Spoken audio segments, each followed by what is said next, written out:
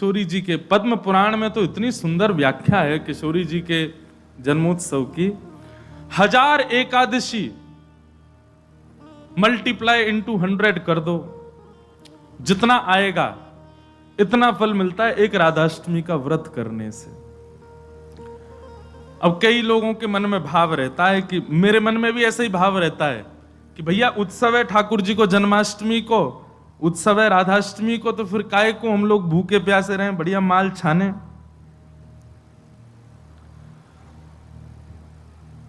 तो भाव तो रहता है, पर शास्त्रों में बड़ी महिमा है। व्रत करने का नियम मूलतः इस भाव से होता है कि भाई जब हम अन्न का सेवन नहीं करते हैं तो अन्न सेवन ना करने से आलस्य जाता है। अन्न सेवन ना करने से मस्तिष्क में, मन में नकारात्मक ऊर्जाएं नष्ट हो जाती हैं। फलाहार रहते हैं तो निश्चित ही है ऊर्जावंत होते हैं, तो ऊर्जावंत होंगे तो और बढ़िया उत्सव मनाएंगे।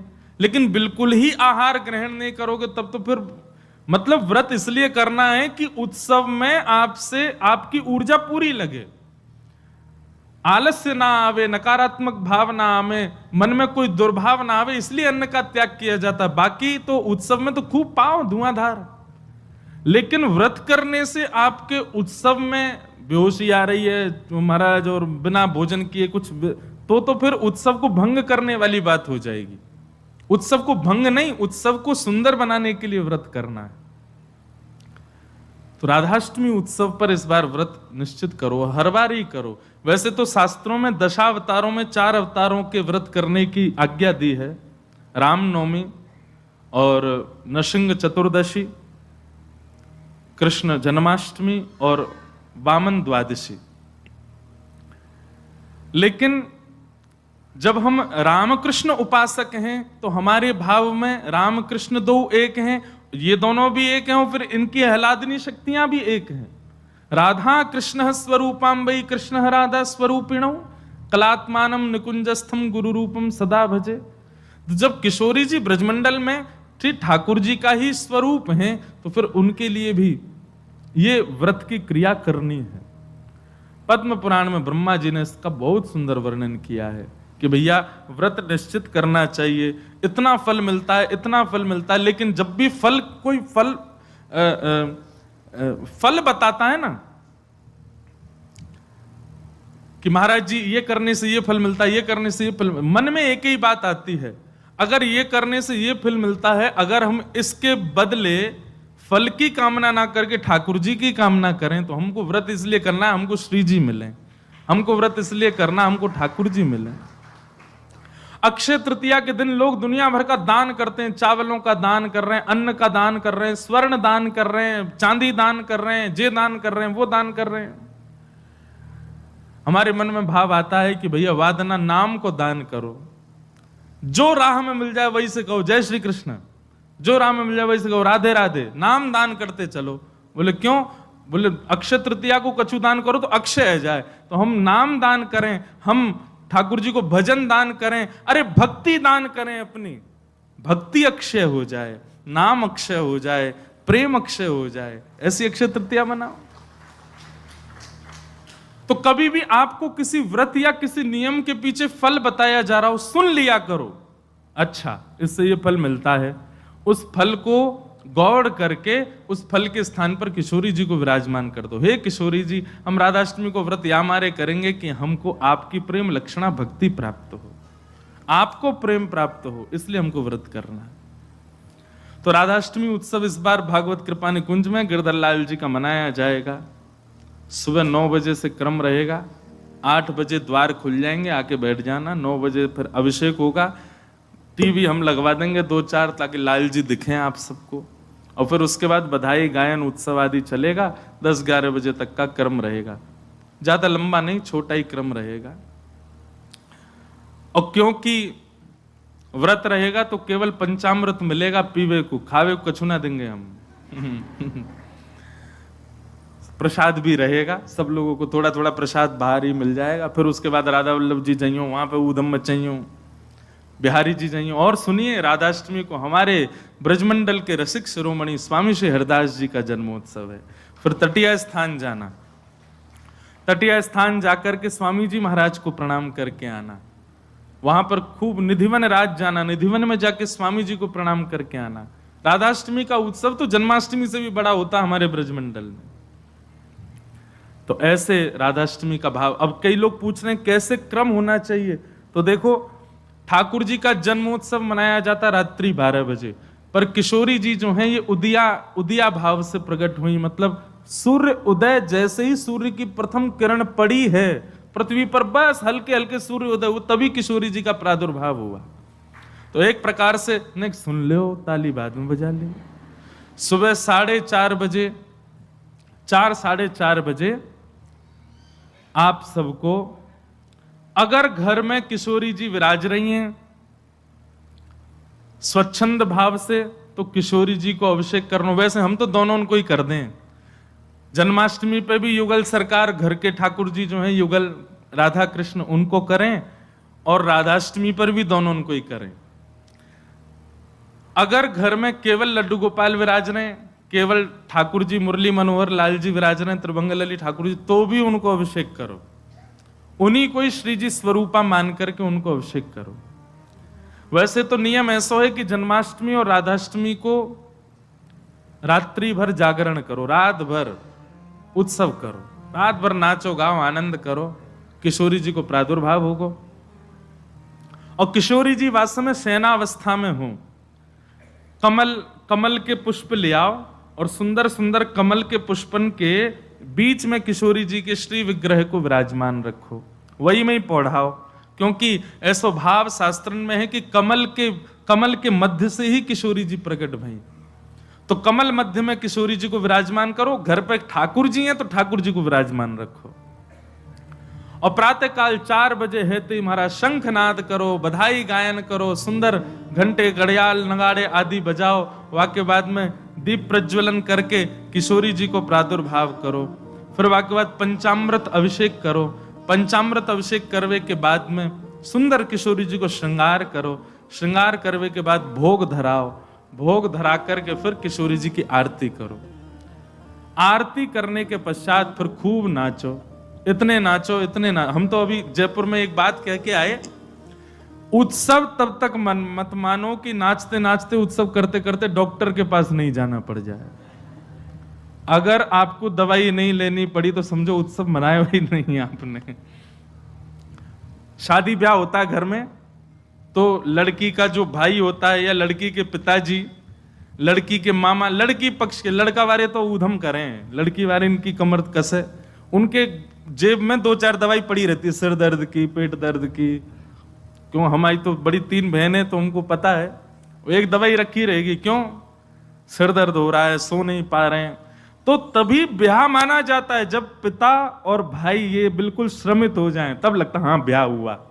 श्रमित ही नहीं हुए तो क्या बात का ब्याह। ऐसे ही उत्सव में महाराज एक आनंद की बात करें, ये नहीं जबरदस्ती कि महाराज दवाई लेनी ही पड़ जाए।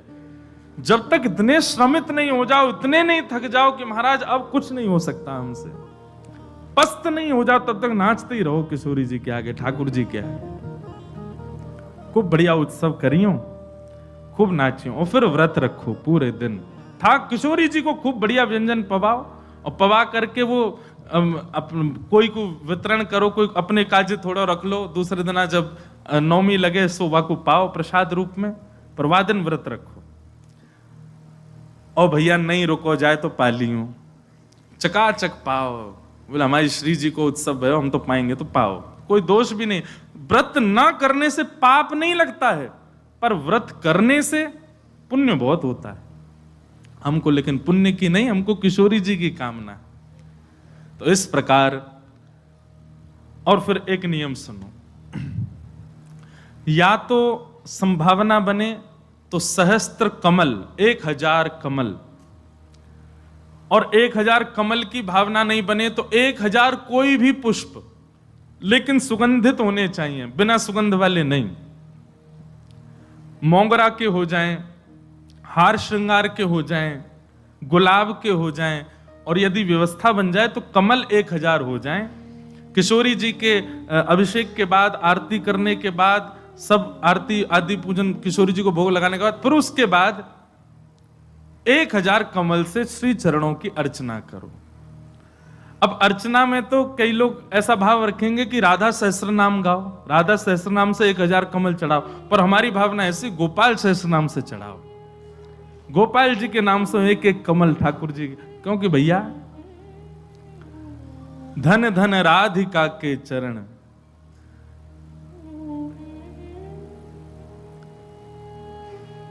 परमानंद दास जी का पद है, और उसी पद में कहते हैं श्याम जिनकी शरण। अरे कथा तो यहां तक आती है कि किशोरी जी के सदा चरणन में ठाकुर जी रहे।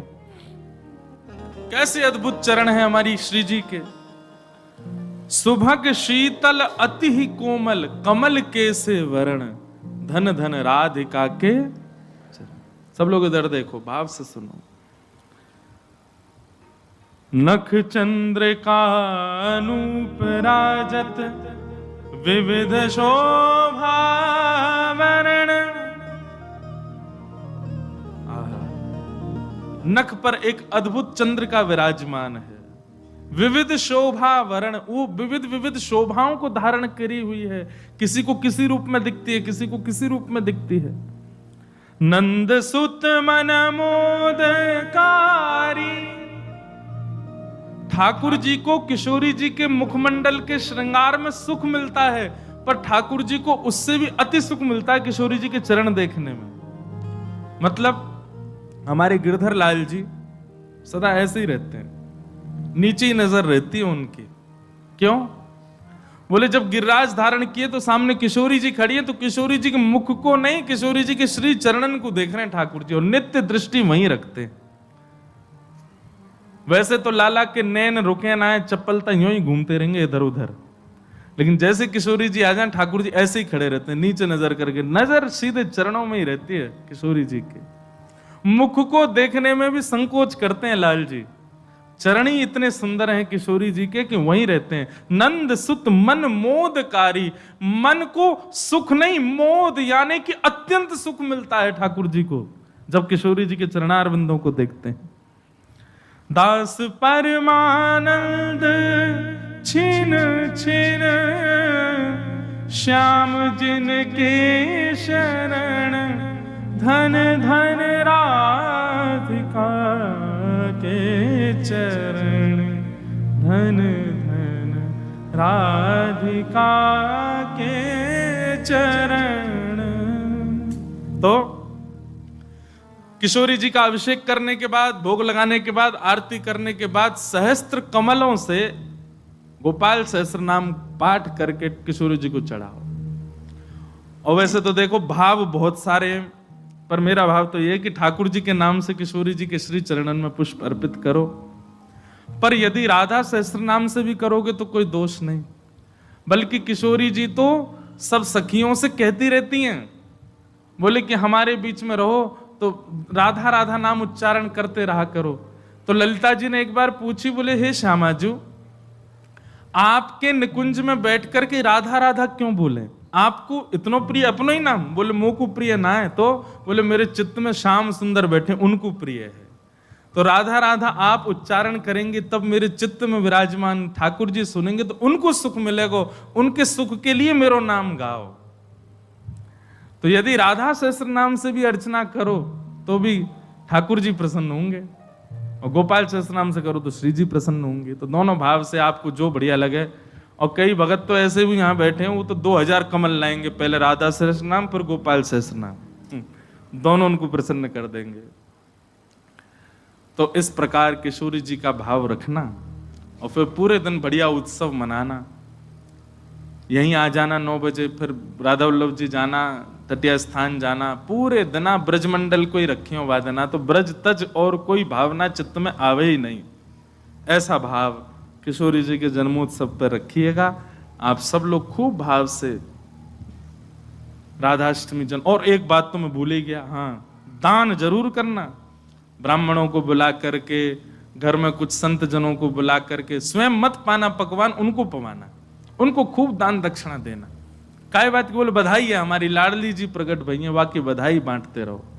नहीं तो कछु नहीं चले तो 10-10 की गड्डी ले ली और पूरे टम्पू और रक्सान में घूमते, सबन को बांटते चलो, लो भैया हमारी लाडली जू की बधाई है। अरे उत्साह, ये तो मैं बता रहा हूं मंच से, ये बताने वाली बात नहीं, आपके मन में अपने आप आनी चाहिए ये सब बातें। हमारी लाडली जी प्रकट भैया, हम कहा करें आज।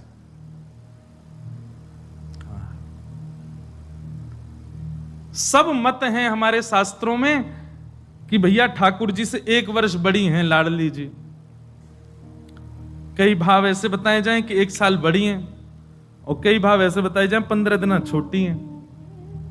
पर अधिकतर ब्रजवासी 15 दिन छोटी वारो भावी माने। लाडली जी नेक छोटी हैं लाडली ठाकुर जी सो,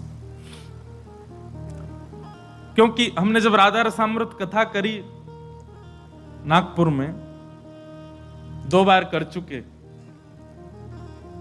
वह कथा को तो सुख ही अलग है।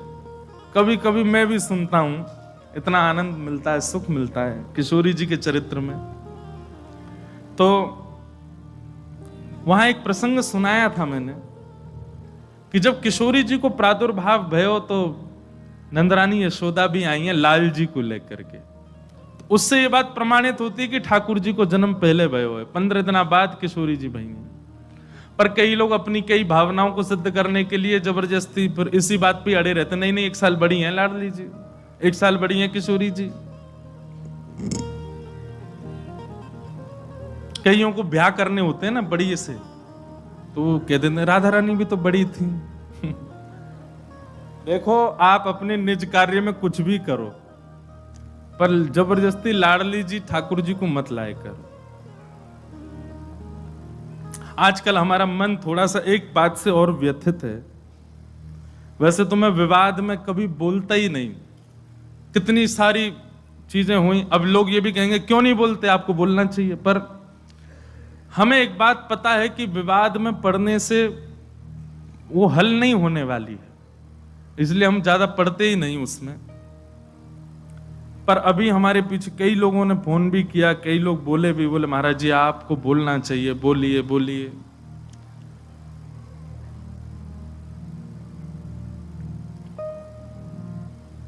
अभी कुछ जो हमारे आजकल के लोग हैं ना, कुछ वेस्टर्न कल्चर को फॉलो करने वाले, अब वो वृंदावन की तरफ रुझान तो रखते हैं, पर रुझान किस लिए रखते हैं, उसमें भी व्यापारी दिखते हैं।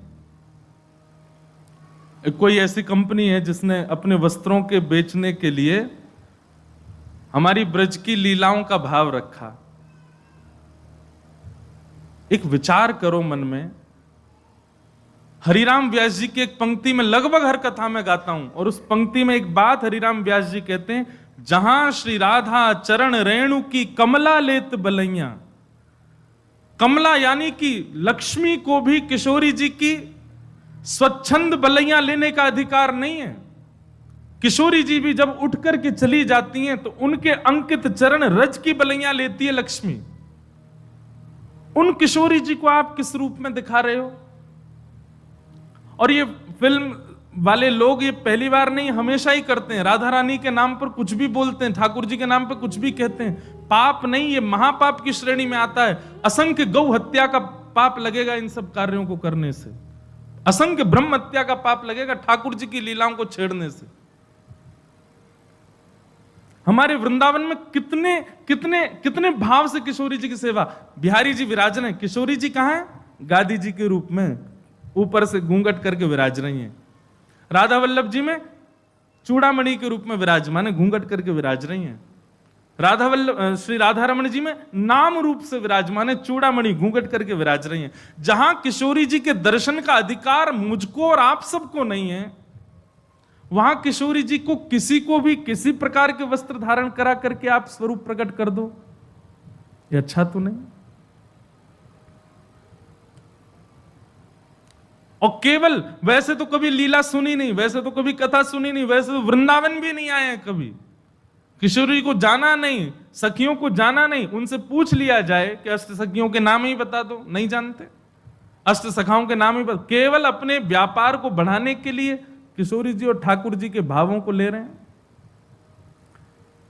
किशोरी जी और ठाकुर जी तो बड़े दयालु हैं, बड़े कृपालु हैं, कुछ नहीं कहेंगे, पर ये जो अष्ट सखियां हैं ना, और ये इनके चरणों के सदा दास बने हुए जो नक्षत्र आदि हैं, किसी दिन ये कुंपित हो गए तो ऐसे मुंह के बल गिरेंगे कि उठ नहीं पाएगा कोई।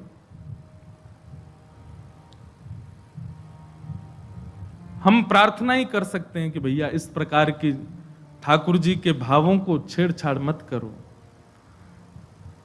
हमारे वृंदावन में 40-40, 50-50, 60-60 साल व्यतीत कर देते हैं महापुरुष, मधुकरी पाते हैं, यमुना जल में स्नान करते हैं, सर्दी गर्मी कुछ भी हो फिर भी भोर में मंगला करने के लिए जाते हैं। इतना शुद्ध भाव ठाकुर जी और किशोरी जी के प्रति रखते हैं, तब भी जाकर के राधा तत्व को पहचान नहीं पाते। और आप लोग कभी कथा नहीं सुनते, कभी लीलाएं नहीं जानते, कभी वृंदावन नहीं आए और सीधे केवल अपनी वस्तुओं को बेचने के लिए ठाकुर जी का आश्रय लेते हैं। जितने भी युवा श्री किशोरी जी के आश्रित हैं, जितने भी युवा वृंदावन से जुड़े, बड़े बूढ़ों को हम तंग नहीं कर रहे, युवाओं से कह रहे हैं, जितने भी युवा वृंदावन से जुड़े हैं, जितने वृंदावन के भाव से जुड़े हैं, वृंदावन का प्रसाद एक बार भी जिह्वा पर धारण किया है, किशोरी जी का नाम उच्चारण करते हैं, उर्धपुंड ब्रजरज अपने माथे से लगाते हैं, सब लोगों से हमारी प्रार्थना, आपका नाम जप, आपका व्रत, आपकी एकादशी, आपका वृंदावन आगमन सब व्यर्थ हो जाएगा यदि इसका विरोध नहीं किया तो। किशोरी जी के भाव में सब लोग आगे आइए। कुछ दिन पहले भी विवाद हुए थे, परंतु ये ज्यादा है। ये नहीं तो हमारे फिल्म जगत के लोग तो कभी भी कुछ भी करते हैं, राधा रानी पे ऐसे ऐसे फूड़ गीत भी बना देते हैं, उनके स्वरूप को कुछ भी दिखाते हैं। हम सत्य बताएं, मंच से पहली बार कह रहे हैं, आज तक श्री रामानंद सागर जी के द्वारा बनाई गई रामायण और पुरानी जो महाभारत थी उसके बाद जितने भी राधा कृष्ण या कोई भी ठाकुर जी के नाम से सीरियल भी बने हैं ना, किसी में रुचि नहीं आई आज तक, क्योंकि वो रूप आया ही नहीं जो आना चाहिए था। और हम एक और घोषणा करें, जैसे भक्ति पथ है ऐसे भक्ति पथ का एक और चैनल बनाया जा रहा है, क्योंकि आजकल के बच्चे जो हैं फोन एडिक्ट बहुत हो गए। अधिकतर घरों में देखा गया दूध नहीं पी रहा तो उसके सामने कुछ भी चला देंगे, वो देखता रहेगा कार्टून और फिर उसके बाद में उसको खिला देंगे, पिला देंगे, जो भी करेंगे। तो हमने एक भाव रखा, जितनी भी लीलाएं ठाकुर जी की बाल्यकाल की सुनाते हैं कथा में, उन सबको कार्टून रूप में करके फिर उनको यूट्यूब पे डाला जाए।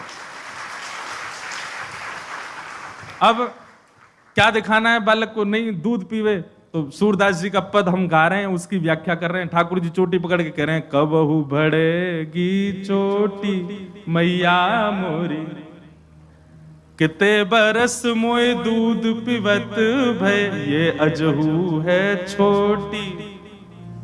अब इसका ढूंढ रहे हैं, कोई मिले हमको एनिमेशन वाला अच्छा, बहुत जल्दी, अगर राधाष्टमी तक भी लगे हैं कोई मिल जाएगा तो जल्दी। ये जितनी लीलाएं ठाकुर जी की बाल लीलाएं सुनाते हैं, किशोरी जी की बाल लीलाएं सुनाते हैं, और फिर वो शुरू होगा काम तो फिर और ज्यादा लीला सुनाएंगे। उन लीलाओं को बालकों के लिए कार्टून उसका बनवा करके फिर डलवाएंगे। दिखाओ बच्चों, दिखाना ही है फोन तो वो दिखाओ।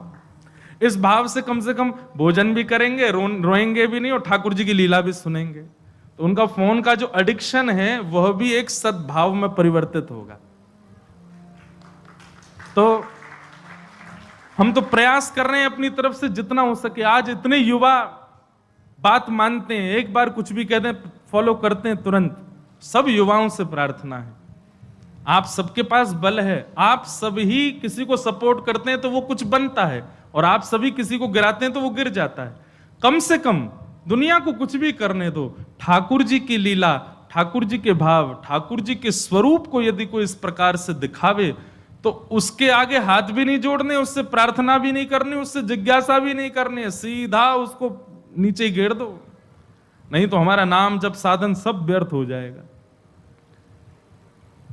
इसलिए भैया आप सब युवा जागृत होइए, इस विषय पर थोड़ा ध्यान दीजिए। कुछ दिनों के अंदर अगर ये नहीं समाप्त होता है तो फिर इसके लिए कुछ और नियम कड़े वृंदावन से उठाए जाएंगे, किया जाएगा कुछ ना कुछ, क्योंकि ये ये स्वीकार तो नहीं किया जाएगा लंबे समय तक। हमारी किशोरी जी का स्वरूप, उनके रूप लावण्य, सखियों को क्या जानते हैं हम लोग? कौन है ललिता जी, कौन है विशाखा जी, कौन है ये सारी सखियां?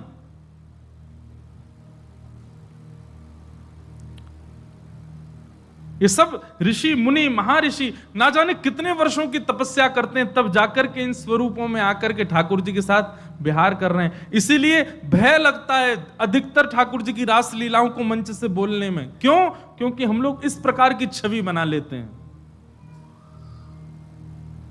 जिन किशोरी जी का रूप देख करके, अरे जिन किशोरी जी के नख चंद्रिका को देख करके मानव के चित्त से भयंकर रोग काम नष्ट हो जाता है, उन सखियों को आप उस रूप में दिखा रहे हो। इसीलिए तो हमारे यहां की रसोपासना को बार बार आचार्यों ने कहा, इसको गोपनीय रखो, इसको गोपनीय रखो, इसको गोपनीय रखो, इसको सबके सामने मत बोलो। संसार के लोग बड़े विचित्र हैं, ये किसी भी रूप में दिखा सकते हैं, किसी भी रूप में चिंतन कर सकते हैं। हम भी कभी कभी बोलते हैं कथा में, लेकिन भय लगता है। अब तो ऐसा मन में सच में कल से ये भावना आ रही है कि निकुंज की उपासना के विषय में अब चर्चा मैं भी कम ही करूं कथा में, और निकुंज की चर्चा करें भी तो सीमित लोगों में करें, और सीमित लोगों में भी करें तो उसका कोई टेलीकास्ट ना करवाएं, क्योंकि लोग तो कुछ भी समझ लेते हैं बातों को।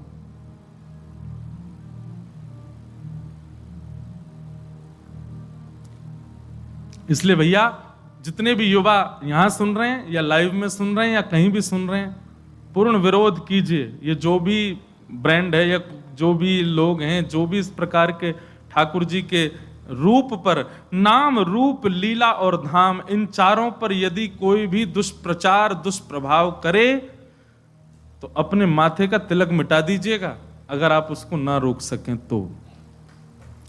मधुकर शाह अकबर के यहां गए। मधुकर शाह हरिराम व्यास के शिष्य थे। मधुकर शाह जी को जब दीक्षा प्रदान की तब से तिलक उर्दपुंड धारण करते थे। कहां के? ओरछा के राजा। जब अकबर के यहां पहुंचे तो अकबर ने मन में विचार किया कि शायद मुझे दिखाने के लिए जबरदस्ती बड़ा बड़ा तिलक लगा के आते हैं। तो अकबर ने जबरदस्ती कहा, भाई कल एक सभा होगी, उसमें दुनिया भर के राजा आएंगे, अगर किसी भी राजा को सांप्रदायिक रूप में मैंने देखा तो मैं अपनी तलवार से उसका सर धर अलग कर दूंगा। तो कितने सारे वहां गए थे, कोई टीका ही लगाते थे, कोई त्रिपुंडी लगाते थे, कोई कुछ न कोई। राजाओं को, आप पुराने राजाओं का किसी का भी माथा सूना नहीं देखेंगे, या आजकल के मानव माथे सूने से रहते हैं। नहीं तो माथा सूना रखना भी शास्त्रों में निषेध बताया गया है। जिसका माथा सूना हो, सुन लो, उसको यदि कोई भजनानंदी व्यक्ति देख ले तो उसका भजन कम हो जाएगा। इसलिए माथा सूना, जिसका माथा सूना है उसके ऊपर तो क्या ही प्रभाव होता होगा, कुछ नहीं तो एक बिंदी रखनी चाहिए। तो प्राचीन काल के राजा सब लगाते थे, केवल मुगल राजा जो थे ये तिलक नहीं धारण करते थे। तो कह दिया कि महाराज, अगर कल किसी ने किसी का सांप्रदायिक तिलक या जातिवाद या फिर किसी प्रकार के धर्म का स्वरूप मैंने माथे पर देखा तो मैं सर धर से अलग करवा दूंगा। डर के मारे कई राजाओं ने अपना तिलक उतार दिया। दूसरे दिन सभा में बिल्कुल महाराज साफ माथे से आए, लेकिन मधुकर शाह और दिन से भी भारी और मोटा तिलक लगा के आए। और जैसे ही आए तो राजा ने भी स्पष्ट मधुकर शाह को नहीं कहा, बोले मुझे कुछ लोग दिख रहे हैं तिलक धारण करके आए हैं, मैं तलवार निकाल करके उनका सर धर से अलग कर दूंगा, उससे पहले समय दे रहा हूं, जाकर के जल से अपना माथा धो के आओ। मधुकर शाह ने भी अपनी तलवार निकाली, बोले कि जब तक तिलक मस्तक पर है तब तक तो तेरी तलवार मेरा गर्दन छू नहीं सकती, तिलक मिटने के बाद तेरी तलवार जरूर मेरे गले तक आ जाएगी। तो राजा भूल जाना कि तुम मेरा गला सर धर से अलग कर दोगे। तिलक जब तक है, मेरे गुरु के पाद चिन्ह जब तक मेरे माथे पर विराज रहे, युगल सरकार के चिन्ह जब तक माथे पर विराज रहे, तब तक तेरी तलवार नहीं छू सकती। और तुम चाहे सभा से बेदखल कर दो, हम तिलक नहीं उतारेंगे। पूरी सभा में मधुकरशा तिलक में ही बैठे रहे, राजा की हिम्मत नहीं हुई कि उनको ऊपर प्रहार कर सके। तो तिलक है, नाम है, लीला है, रूप है। कई लोग रूप धारण करते हैं केवल वृंदावन में, बाहर जाते ही फिर जीन्स, फटी जीन्स में आ जाते हैं, बाहर जाते ही फिर बदल जाते हैं। क्यों? ये तो वृंदावन के लिए बस हमारा, काय को। ठीक है, ऑफिस के, कॉलेज के लिए इतनी तो मैं भी ज्यादा पीछे नहीं पड़ूं, पर अपने रूप स्वरूप को वैष्णव एक बार यदि बनाया तो नित्य वैष्णव भाव में ही रखो। ये कोई फैशन नहीं है कि आप कभी भी धारण करो, कभी भी उतार दो, नित्य रहो ऐसे ही। अरे ज्यादा अच्छा अच्छा पहनने का शौक, इसमें ही पहनो, लेकिन रहो ऐसे ही।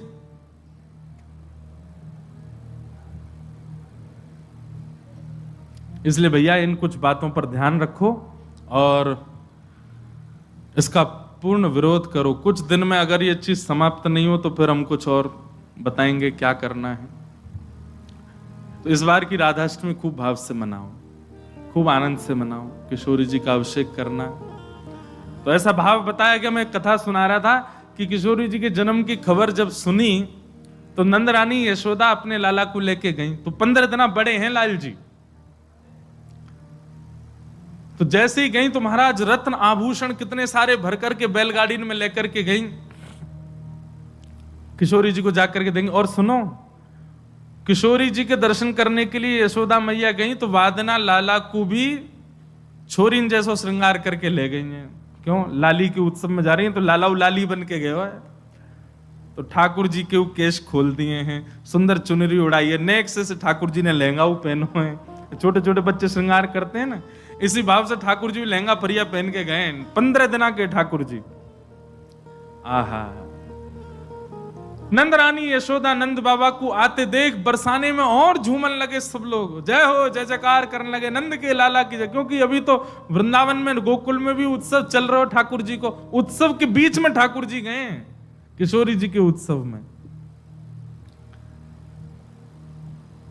ये भाद्रपद कितना सौभाग्यशाली है, पूरा ब्रजमंडल उत्सव मना रहा है। एक तरफ श्री जी की, एक तरफ ठाकुर जी की बधाई गायन चल रही है। ठाकुर जी को लेकर के जैसे ही गई, खूब स्वागत सम्मान भयो। महाराज दुनिया देखवे के काजे आई, बड़े बड़े सुंदर रत्न, बड़े बड़े सुंदर आभूषण लेकर के यशोदा मैया आई है कीर्ति मैया को देवे के काजे।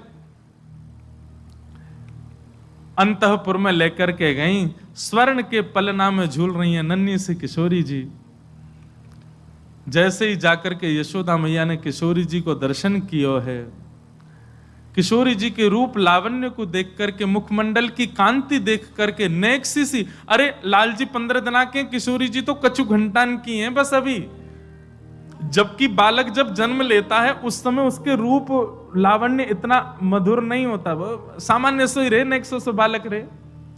पर किशोरी जी का रूप इतना सुंदर, इतनी सुंदर तेज कांति मुखमंडल पर दिख रही है, ऐसे सुंदर कटाक्ष नेत्र हैं, ऐसी सुंदर नासिका, ऐसे सुंदर कपोल हैं, इतनी प्यारी हमारी श्यामा जो लग रही हैं कि उनको अभी तक तो नीलमणि ही सब कछु है यशोदा मैया के लाला को। यही है मेरो सबसे प्यारो मेरो लाला, या लाला तो बढ़िया तो कोई है ही नहीं है, ये तो मेरे हृदय को तारो है, ये तो मेरे हृदय की मणि है। लेकिन आज किशोरी जी को देख करके तो लाला ढीले पड़ गए।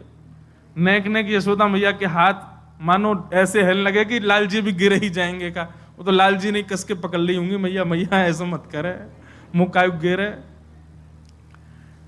यशोदा मैया ने मन में भावना रखी कि हमारी वृषभानु नंदिनी के काजे जितनी सामग्री हम लाए हैं वो तो इनके योग्य ही नहीं है। अरे वो सब तो हमारी लाडली जी के लायक है ही नहीं है।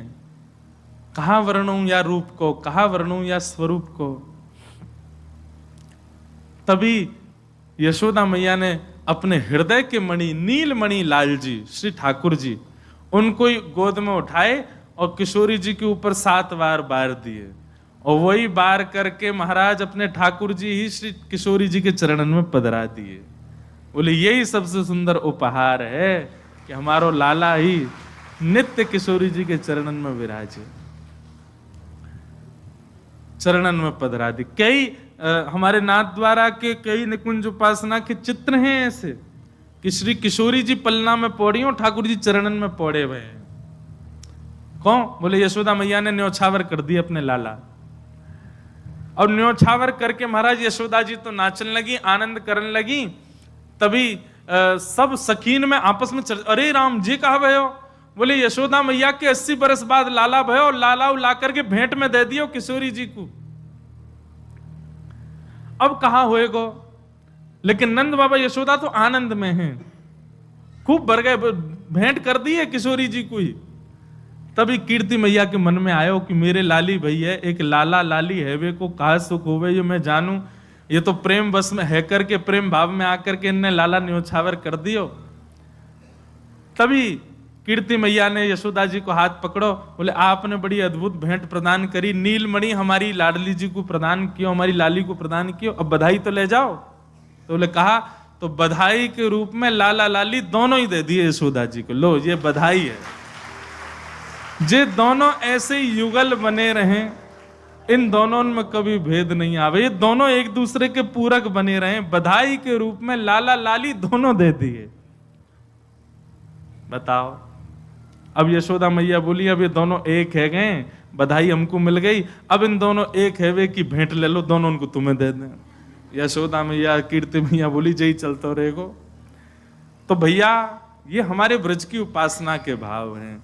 गर्ग संहिता, पद्म पुराण, ब्रह्म वैवर्त पुराण आदियों में किशोरी जी की लीलाएं बड़ी अद्भुत रूप से बताई गई।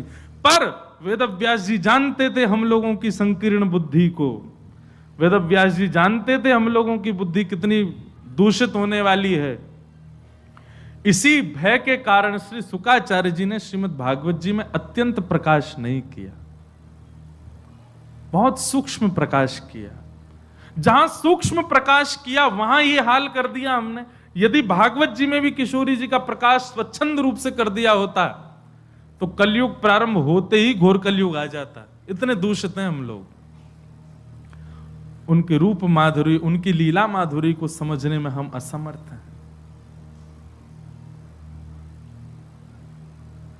ऐसे किशोरी जी को बारंबार प्रणाम करें, बारंबार वंदन करें।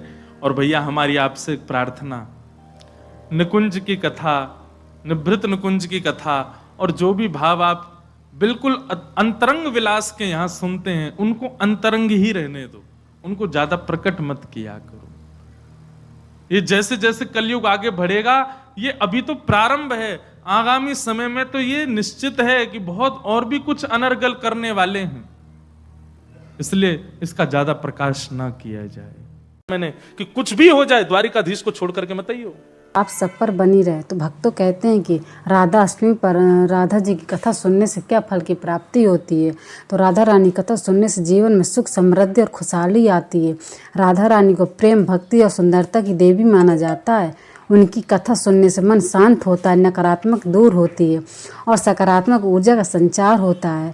राधा रानी भगवान कृष्ण की प्रिय सखी और देवी हैं। कुछ धार्मिक ग्रंथों के अनुसार उन्हें लक्ष्मी का अवतार भी माना जाता है।